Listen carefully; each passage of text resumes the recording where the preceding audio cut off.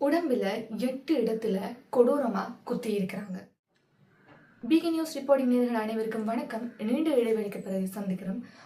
இலங்கையில ஒவ்வொரு நாளுமே ஒவ்வொரு விதமான கொடூர சம்பவங்கள் நடந்து கொண்டுதான் இருக்கு.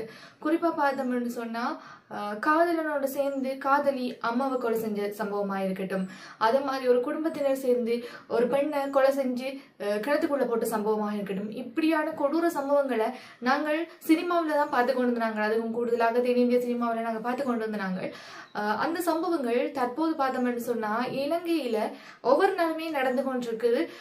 அதிலும் குறிப்பாக யாழ்ப்பாணத்துல பார்த்தோம்னு சொன்னா கொலை கொள்ளை விபத்து என்றது நாளுக்கு நாள் அதிகரிச்சு கொண்டுதான் இருக்குது. கடந்த 14ஆம் தேதி இடம்பெற்ற ஒரு சம்பவம் யாழ்ப்பாணத்தை உலுக்கி இருக்குன்னு தான் சொல்ல வேண்டும். அதாவது சுவிஸ்ல நிறைய காலமா வசிச்சு கொண்டிருந்த யாழ்ப்பாணத்தை சேர்ந்த வள்ளிபுரம் சந்திரசேகரம் அவர்கள் என்ன செஞ்சிருக்காருன்னு சொன்னா 2 மாத விடுமுறை கழிக்கிறதுக்காக யாழ்ப்பாணத்துல இருக்க சண்டிலிப்பாயில தன்னுடைய வீட்டுல வசித்திருந்திருக்கார். வசித்திருந்த வேளையில 14ஆம் தேதியில இருந்து அவருடைய குடும்பத்தாரால அவரை தொடர்பு கொள்ள முடியாமல் போன நிலைமையில 16ஆம் தேதி மானிப்பாய் போலீஸ் ஸ்டேஷனுக்கு அறிவிச்சிருக்கணும். அங்க இருந்து போலீசினர் வீட்டுக்கிட்ட வந்த நேரத்துல துர்நாற்றம் அடிச்சிருக்குது.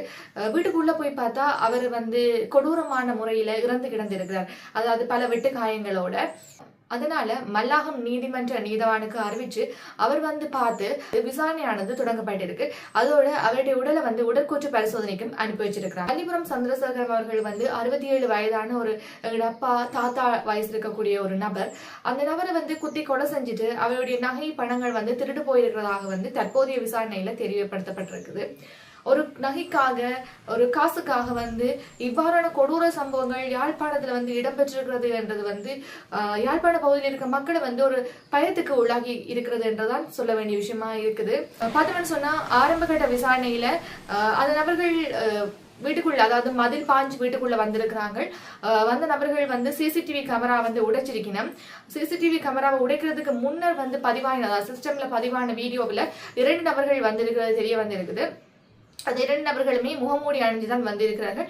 சமையலறை வழியாகத்தான் நுழைந்திருக்கு. அதாவது புகைக்கூடு வழியாக வீட்டுக்குள்ள நுழைஞ்சிருக்கணும் என்ற மாதிரியும் முதலாங்கட்ட விசாரணையில தெரிய வந்திருக்கு.